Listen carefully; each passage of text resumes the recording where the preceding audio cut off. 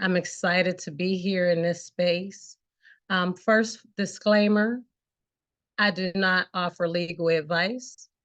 This webinar is for informational purposes only. I do not offer legal advice. Thanks, Jabril, for that introduction. My name is Jamie Upshaw, and like she said, I am the founder and executive director of Autism Urban Connections, Inc. And just a real brief, quick synopsis of, who I am and why I do what I do. My son was diagnosed late, fairly late, with autism spectrum disorder. Found out a lot of families weren't receiving supports and services in our inner city, the city of Pittsburgh. So I reached out to start a support group, in which I did. Our numbers continued to grow, and the families that we supported and served, offering individualized supports as well as trainings from various professionals, and a face-to-face in-person family group as well that we offer monthly essential care packages as well. We turned into a 501c3 after the numbers continued to grow, and continue to serve the community. And now we also provide services and trainings nationwide. Again, I'm happy to be here in this place and space. And today we're going to delve into autism spectrum disorder and the effects of the school to prison pipeline.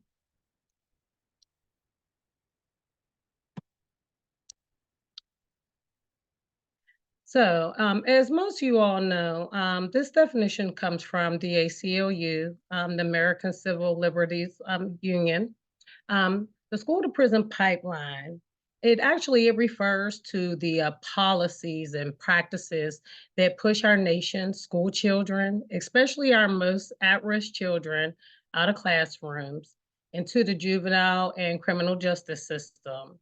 And this pipeline reflects the prioritization over incarceration over education, which is sad. And as we go through this, we will see how children diagnosed with autism, the mischaracterizations of autism actually, has the ability to funnel them into the school to prison pipeline. So the ACLU states that the pipeline is a disturbing national trend. As most of us know, it's been something that's been going on for years. Whereas, children, like I said, they are funneled out of the public school system into the juvenile and justice criminal system for very minor offenses. It usually starts off as very, very minor offenses. And what a lot of people aren't aware of is that these things actually begin to happen, early on in most children's educational, experience, academic experience. Many of these children, they have learning disabilities or histories of poverty, abuse, or neglect, and they would benefit from additional education and counseling services opposed to being disciplined for minor offenses based upon things that sometimes can't be controlled due to their disability. Instead, they are isolated, punished, and again, they're pushed out.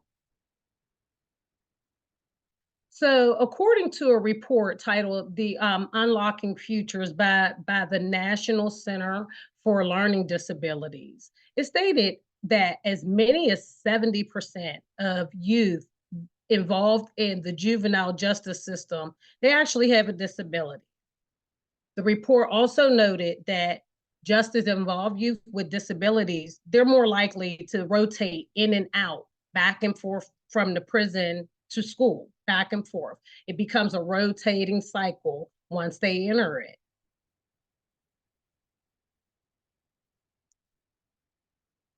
Now, autism spectrum disorder, as most of us know, is a neurological developmental disability and is characterized by social and communication deficits.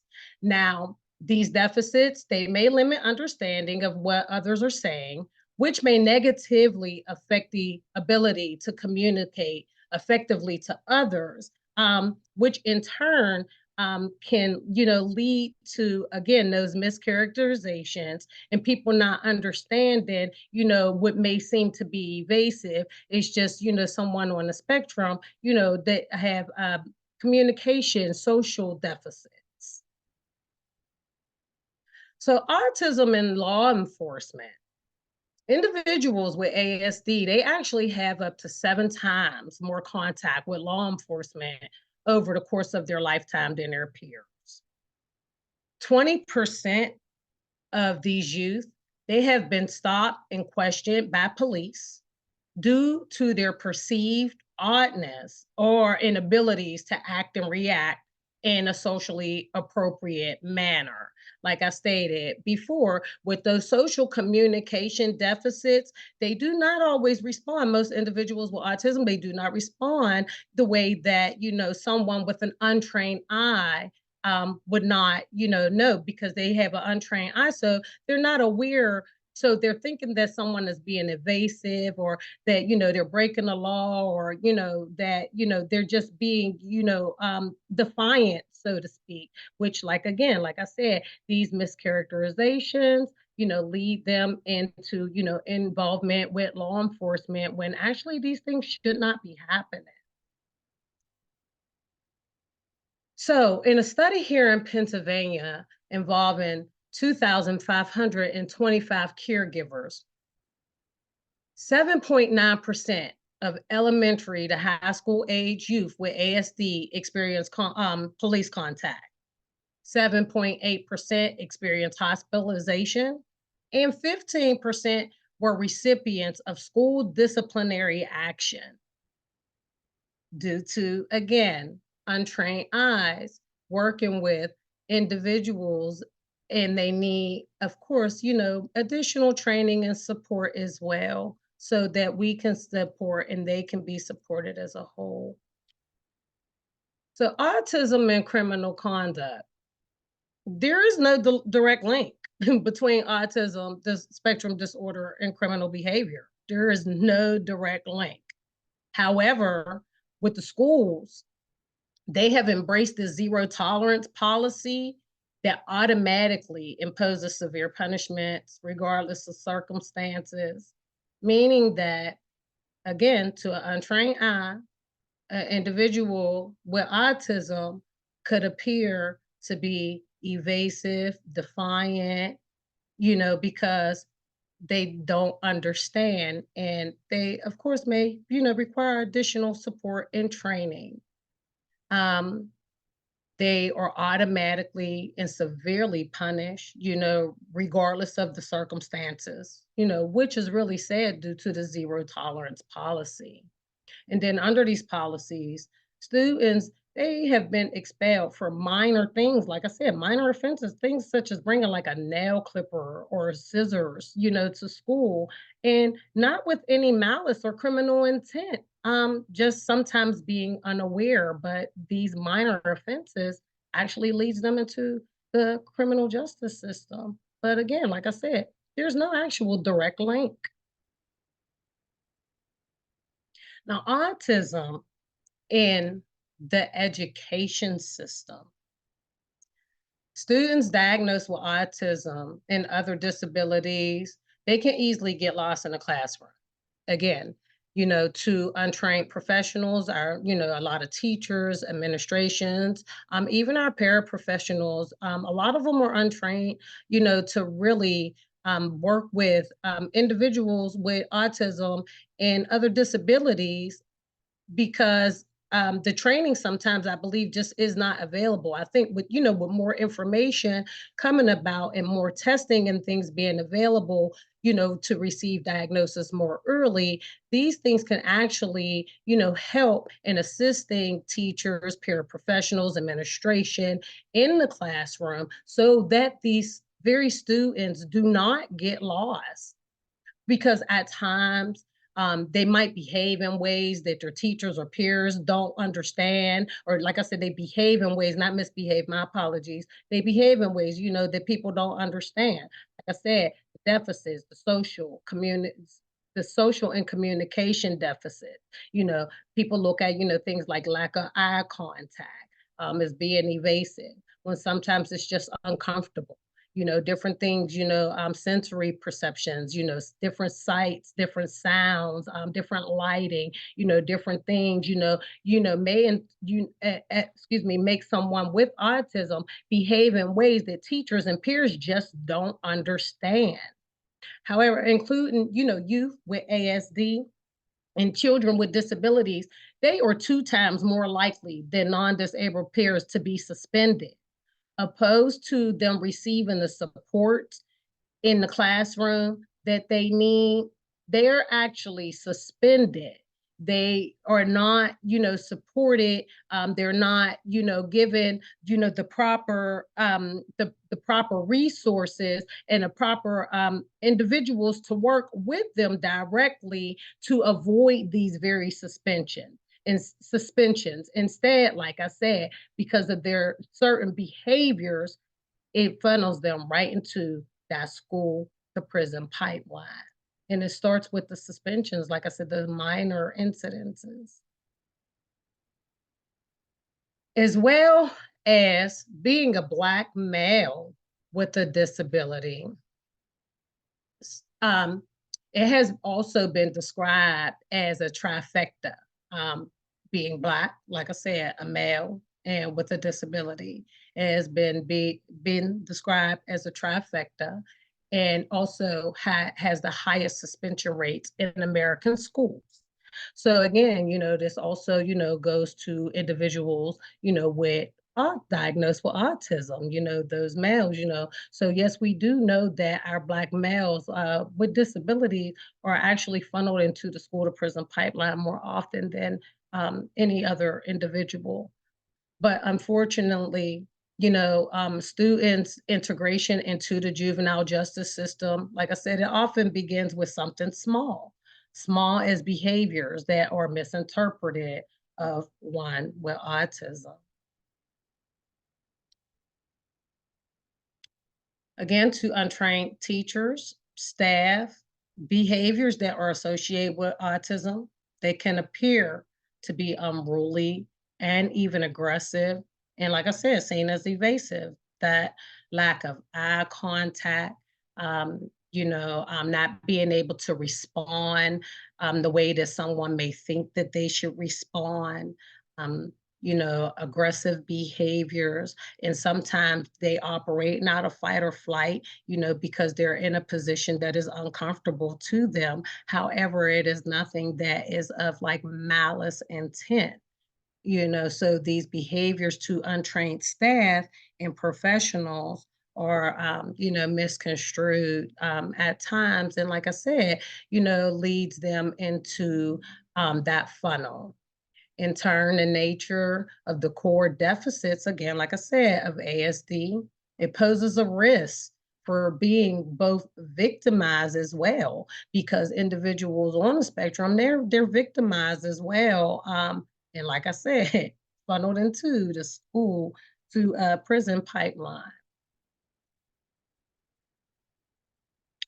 So some solutions that can happen and take place in these areas is that, like I said, be trained, offer more training, to staff.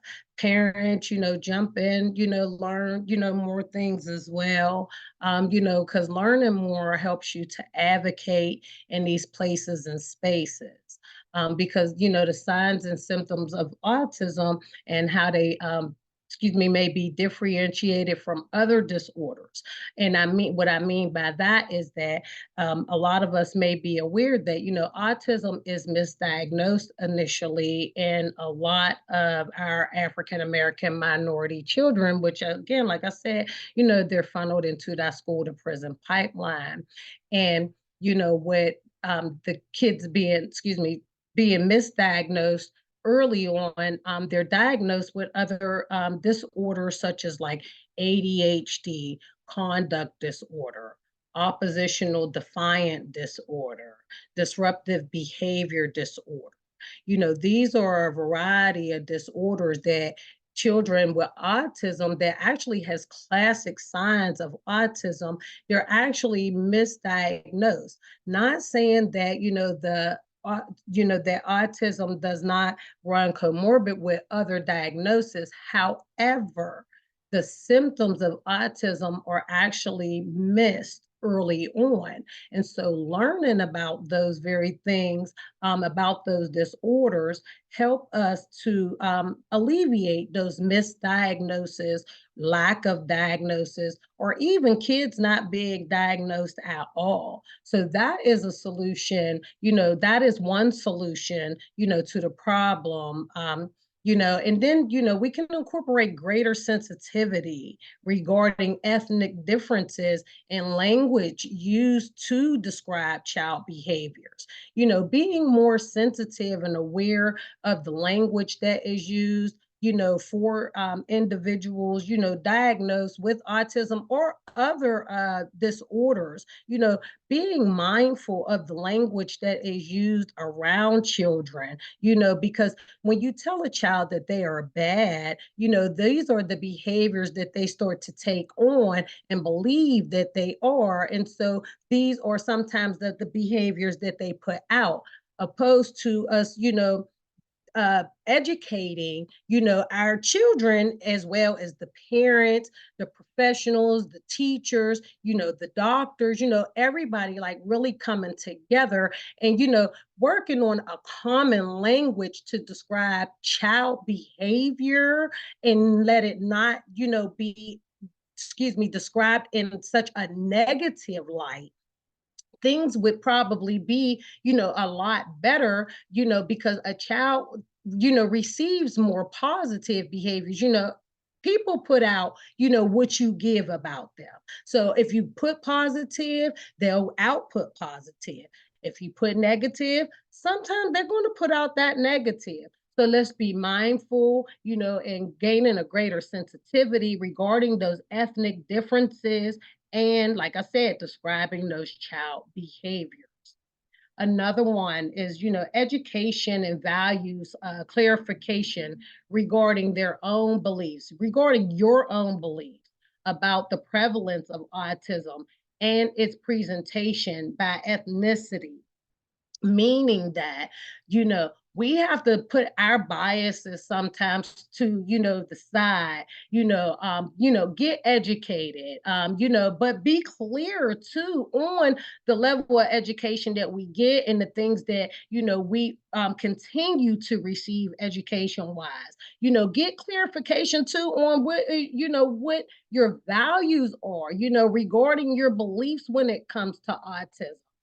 Because there's, like I said, a lot of mischaracterizations about autism. There's a lot of misinformation about autism, will lead a lot of our kids to being misdiagnosed early on, as well as, even if they aren't misdiagnosed, and they receive a diagnosis, at an appropriate age, or like I said, even maybe later on, still the biases are still there because the education, people are not clear. You're also not clear on, what your values are in the sentiments of autism, and how it also presents, in different ethnicities, because everybody's ethnic, we all come from different backgrounds, so everything does not look the same for everyone. We have the way that we're brought up, the way that we are, raised, the education that we receive, even with regards to, the cities and states that we reside in, also, the education level that we receive, we have to continue to educate ourselves on autism as parents, advocates, physicians, psychologists, psychiatrists, even those on the spectrum. We have to advocate. We have to educate ourselves so that we can continue to educate the community on, the things that are prevalent to those diagnosed with autism, those things that are important to those diagnosed with autism, the things that work for those individuals with autism. Get involved in the school system. Go to those meetings, say what's important to you as far as what are the values, for your child's education. Learn about the special education system, become allies in your community with other organizations. Make sure, that you're staying abreast of what's going on.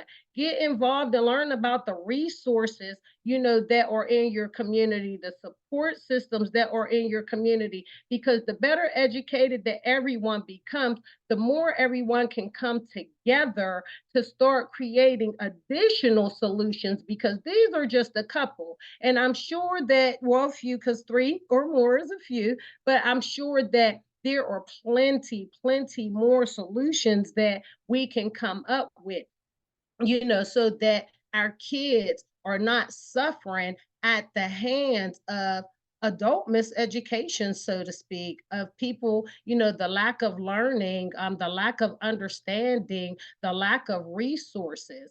Come together, be allies, like I said, in your schools, in your community, even in your government, to make these changes so that everyone is more aware, so that these very behaviors can stop, because our children are not criminals. Our children are not criminals at all.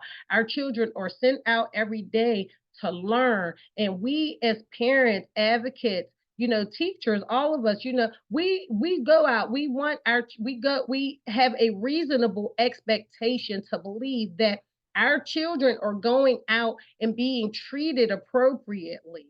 They are being educated by people that value them, that take the time to understand them, that that aren't bringing their biases into the classroom, that are becoming allies with each other and working with and for our communities, for the betterment of our children. We need to stop criminalizing them, and being mindful that, these very minor offenses, starting sometimes in the early educate in the early intervention system, in that preschool system. Sometimes, our children, I feel like, can be targets at times because of miseducation of various behaviors.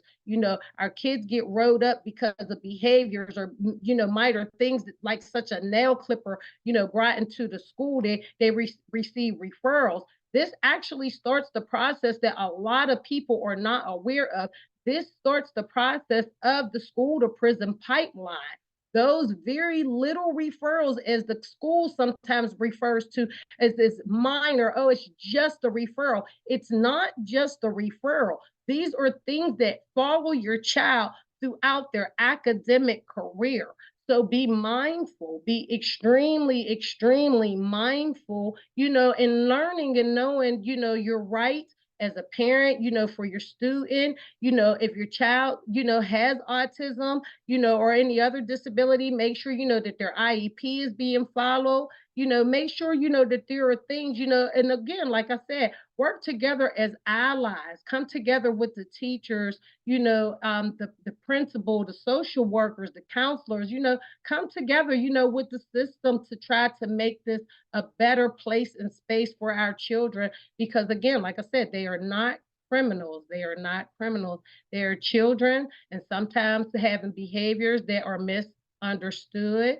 And we as adults, we owe them that duty to educate ourselves, put ourselves in places and spaces to make sure that our children are protected in the education system that they should be protected in on a daily basis, because they are our future.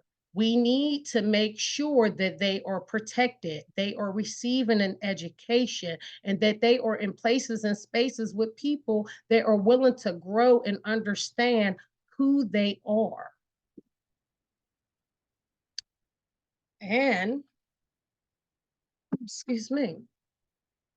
So this is also, this is my information for Autism Urban Connections, Inc. Our website is www.aucofpgh.org. Our email address is info at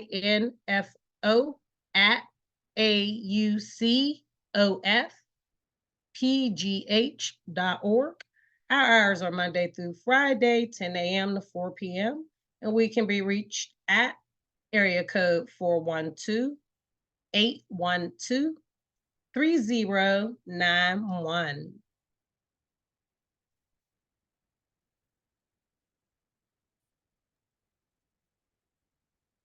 Thank you so much, Jamie, for your presentation.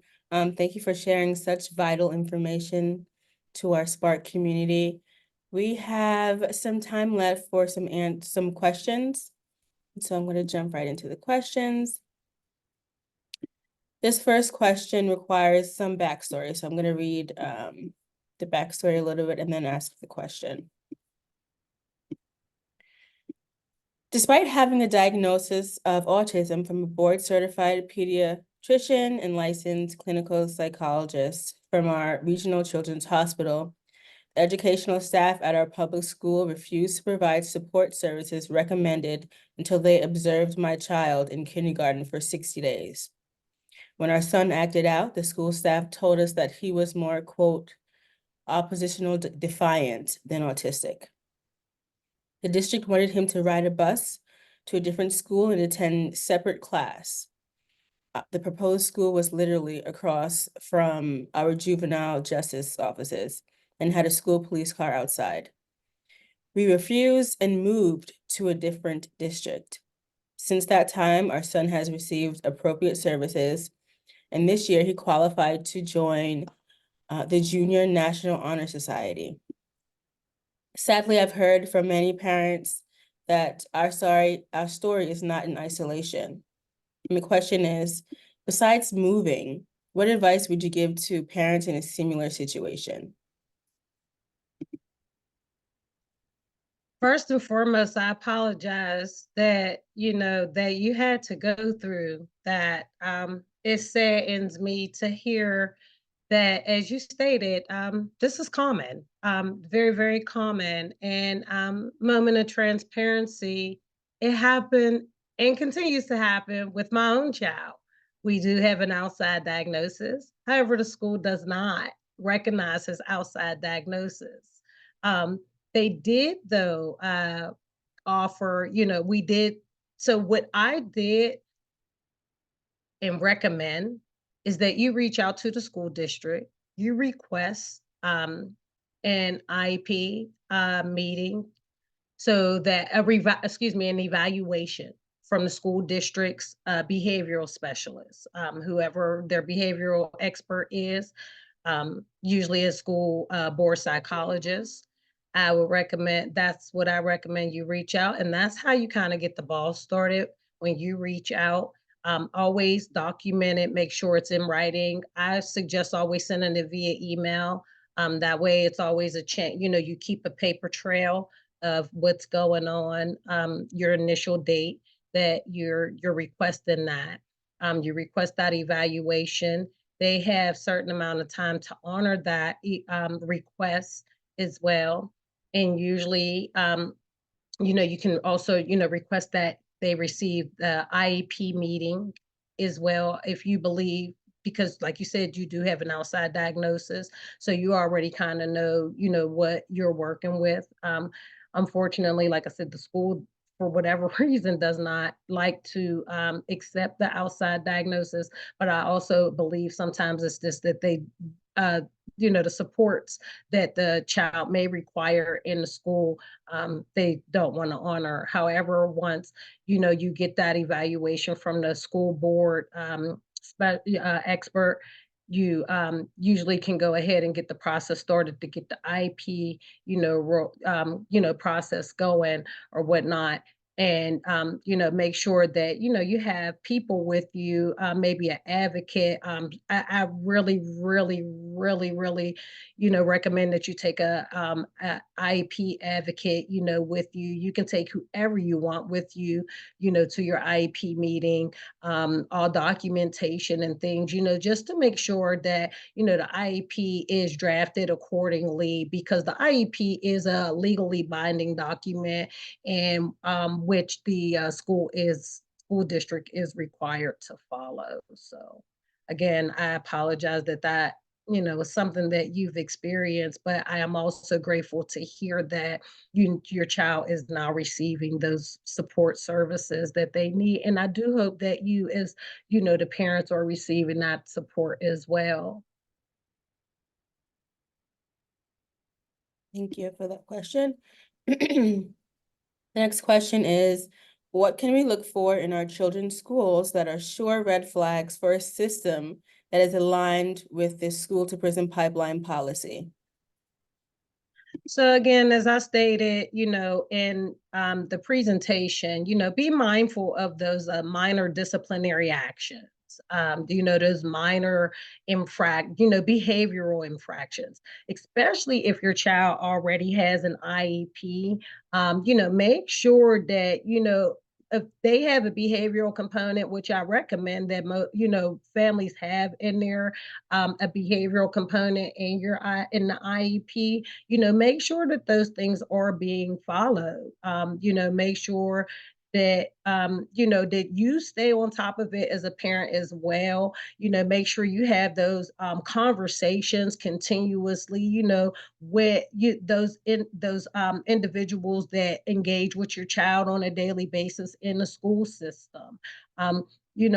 Just be mindful. Like I said, just be active. If you're active, the more active you are, you're able to actually recognize more red flags than not. And if they're really ready to move with disciplinary action opposed to coming up with solutions to problems, that is a red flag. Thank you. Are you aware of any formal training programs that law enforcement have taken that might help remedy the situation? So as far as the school to prison pipeline, no, I am not aware of any trainings that law enforcement has taken. None. No, no, no, no. However, unfortunately, as we are probably aware that they have in turn placed school resource officers into the schools, security guards and metal detectors and things, opposed to counselors and things inside the school. So I think, if the school would work, more so on, reestablishing, counselors and social workers, and different things, opposed to the school resource officers, because again, they resemble cops, so to speak, police officers. I think that, that would kind of be like, a segue. But as far as trainings per se, as far as um police in the children in school to prison pipeline, no. Thank you. Sort of along the same vein, the next question is, because children on the spectrum are at an increased risk for interacting with the police, what can parents do to ensure these interactions don't always result in a traumatic experience for their child or children? So this is something I always highly recommend, for parents. Become acquainted with your local police district, your police station. Become acquainted with, the officers there. I had personally even taken steps as far as making a phone call to our police station, to go out to introduce my child to them. They had even come to the house. So just making them aware of who you are and who your child is, what their triggers are, it helps them in the event of a situation they encounter that individual, your child, they know who they are. And so they 9 times out of 10 already kind of know how to respond. So building those relationships are honestly like key. Build relationships, build relationships. Thank you. Couple of other great questions. Let's see. What are some potential interventions or strategies that schools and communities can implement to disrupt the school to prison pipeline for children with autism and other learning disabilities? Well, again, like I said, I feel, training is essential. Continuous training, continuous learning. I feel like, if everybody is always open to being a student, you will always learn. Continue to learn, as we evolve as a people, as the medical field evolves, as these diagnoses evolve, as people evolve, you learning more, like I said, offering these trainings, offering trainings, or even like requiring trainings, not just offering them, requiring these very trainings. And not only just requiring the trainings, make sure you're doing the follow-up. Make sure the follow-up is happening from these trainings. Make sure the various things are being implemented after these trainings happen. You can't, offer a training and then drop it off, and then say, okay, well, we brought the training, bring the training in, offer the follow-up, offer the resources, offer the support for them continuous conversations to continue to come into play as we continue to evolve. Thank you. What role does implicit bias play in exacerbating the risk of involvement in the criminal justice system for children with autism and other learning disabilities? Could you say that one more time? Yes. What role does implicit bias play in exacerbating the risk of involvement into the criminal justice system for children on the spectrum and with other learning disabilities? That's a lot. Yes. That's a lot because again, these biases come because we don't know what we don't know. Um, biases also happen when we choose not to educate ourselves. When we continue to educate ourselves, or even initially educate ourselves, these are the various things that start breaking it down. These are the things that make these things, not going to say stop happening, but less likely to happen.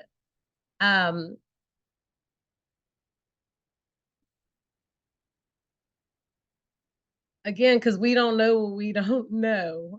Biases, we have to step out of those. We have to step out of our own heads. We have to step out of what we think we know, and step into the positions of the very people that we are here to support. These are the things that will make things less likely to worsen. When we, like I said, step into the very shoes of the people that we support, and we become allies with the people that we want to support, educating ourselves, these biases begin to drop. These biases become no more because we begin to learn and grow together. So individuals with autism, and other disabilities, these things will not worsen for. They'll get better. They'll definitely get better. But again, we have to work with those actually diagnosed, as well as the professionals that work with them, the community, the advocates, the allies, and even the people who aren't sure. You know, we got to bring them all in together. Educate, educate, educate together, because again, like I said, we are evolving. The more we educate, the more we release these biases. Because again, like I said, we don't know what we don't know, but if we take these stands to learn together, these implicit biases, they begin to drop, because we start to come on one accord as a people to work toward that main goal, that main common denominator. And that's being able to provide support and resources for individuals with autism and disabilities.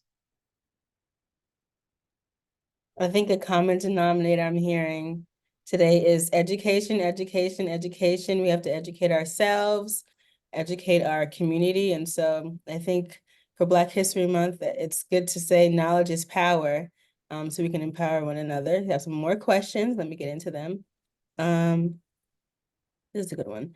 Other than helping families with diagnosis and referrals to resources, is there any way that medical providers can assist children or families? Or is there something we can do in the community to help break the pipeline? This is a medical professional asking this question. So they're asking, what can a medical professional do, outside of providing resources? Be intentional. That's like a main thing. Be intentional in the families that you serve. No one wants to feel like I'm just walking into the doctor's office and they're going to hand me papers and tell me to reach out to someone. Be intentional in building a relationship. Let your families know that you do care and that you are a part of their life and that they're just not a record number. Um, you know, be intentional in knowing that family that you serve, because honestly, if you're more intentional with building that relationship, you'll actually be able to provide correct resources and supports, and not just resources and supports. And when you do those very things in supporting the family feels more supported and educated and stepping into the school system to make the school system more aware of what's going on. And as well, become an ally with the family as well if they need your support in the school setting, because a lot of those documentations that are filled out come from the physicians, come from the psychiatrists, come from the psychologists. Support the family. Support the family wholeheartedly throughout it all. These are the very things that start breaking down the pipeline. When the school systems are aware that families have additional supports, they're more inclined to do the right thing and not funnel our children into the system.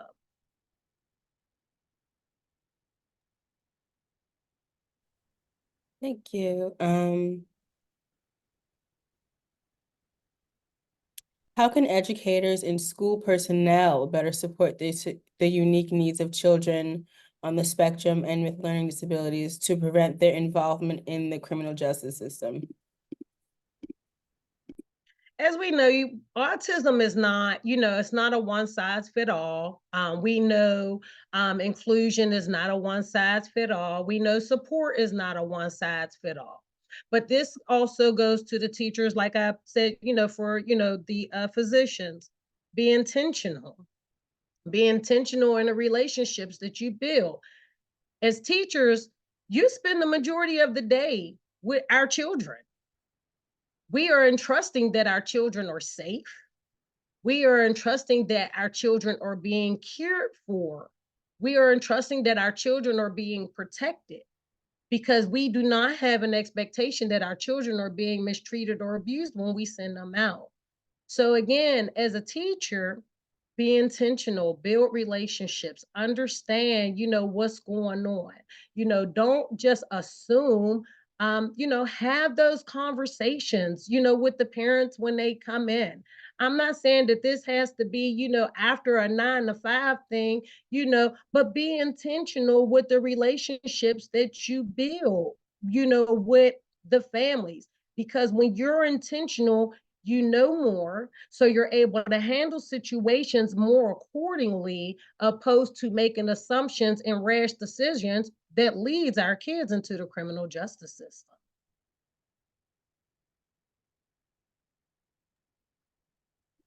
Another great question, how do disparities in access to special education services and supports contribute to the overrepresentation of children with autism and other learning disabilities in the school to prison pipeline? Ooh, so that's a mouthful. That is a mouthful. The disparities are many. The disparities are many. The disparities are many.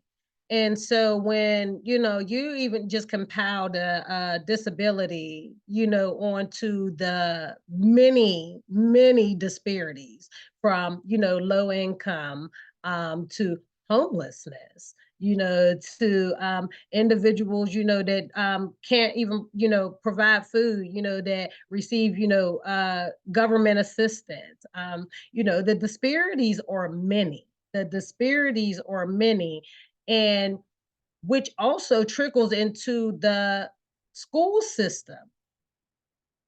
When we have disparities in our community and we're not out here advocating, for government change, our school systems actually suffer. They suffer because they are not receiving the funding that they need. So again, the disparities are many. So we as a whole, if we start getting out there and we advocate, especially for our, in our government, for autism, disabilities, making sure that their funding is in the school system, in the special education school system.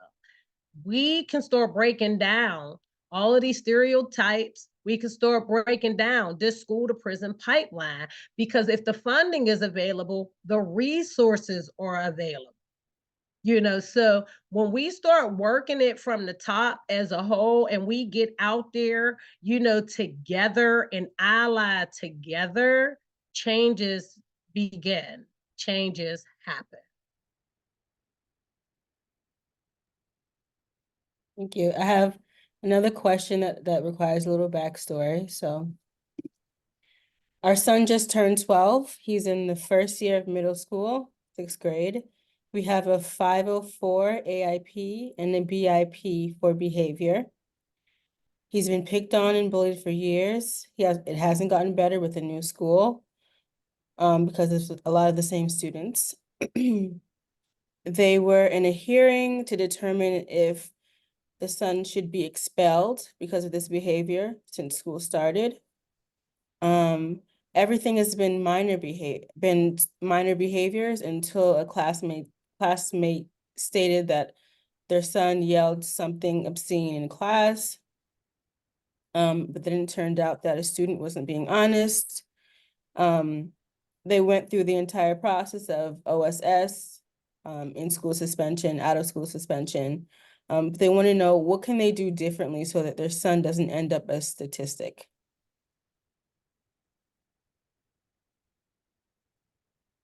So I want to be clear because that was a lot.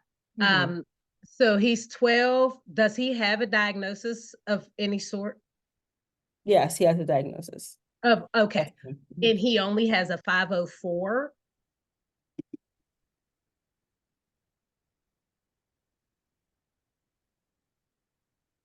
He needs an IEP. With an autism diagnosis, he needs an IEP. Unfortunately, a 504 is not as legally protecting and binding as an IEP. You get an IEP into place, your baby is more so your child is more so protected. I apologize. I like my baby.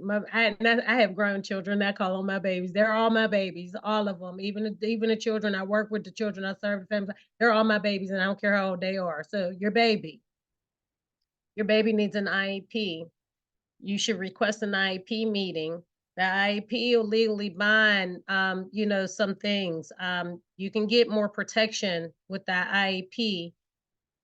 You can get more protection with that IEP. I'm not sure what state you're in, but a lot of places have like neighborhood legal service of some sort. I would reach out and maybe speak to a special education advocate, paralegal, and even an attorney. All depending on what state you're in, there are some attorneys that offer free consultation. Talk it over with them. You actually may have a case to be able to get your child what they need. But again, like I said, I do not offer legal advice. I just offer suggestions and recommendations. But if you're in the state of PA, you can reach out to me. Thank you. And I have a question actually, just to piggyback off of this question and your response. So it seems like it's important to have your child with the right program, 5014 AIP and BIP and IEP. All these are really important, but can you share how vital it is to have your child with the right IEP and why? Absolutely. Absolutely. Again, a 504 is not really legally binding. They do offer some protections. However, an IEP is legally binding. This is a legal document. Okay. So the school is required to follow it, required by law to follow it. Now, making sure you have the right protections in that IEP is vital as well. However, that is all based upon your child's needs. So, based upon your child's needs and their goals, is how the IEP is designed. Um, Again, I do work with IEP advocates and specialists as well. IEPs are a legally binding thing. It's a governed, it doesn't matter what state you're in. If if you need some supports, you can reach out. I could, maybe lead you to, some additional helps and supports with regards to the IEP. But the IEP is very, very important because you can itemize what is needed behaviorally, academically. You can put all of that in the IEP to protect your child, as well as while making sure that your child gets the education that they deserve. So I don't recommend a 504 for anyone, especially not if you have a diagnosis, because what happens is if you have a 504, you're not protected. So there are things that happens under a 504 that, yes, sometimes you can suffer those in school, out of school suspension. With an IEP, sometimes those are a little less likely because there are behavioral components and things that are attached to the IEP that help support a child in the classroom. So, like I said, based upon your child's needs, their goals, their behaviors, is how the IEP is designed. That 504, unfortunately, you don't get that.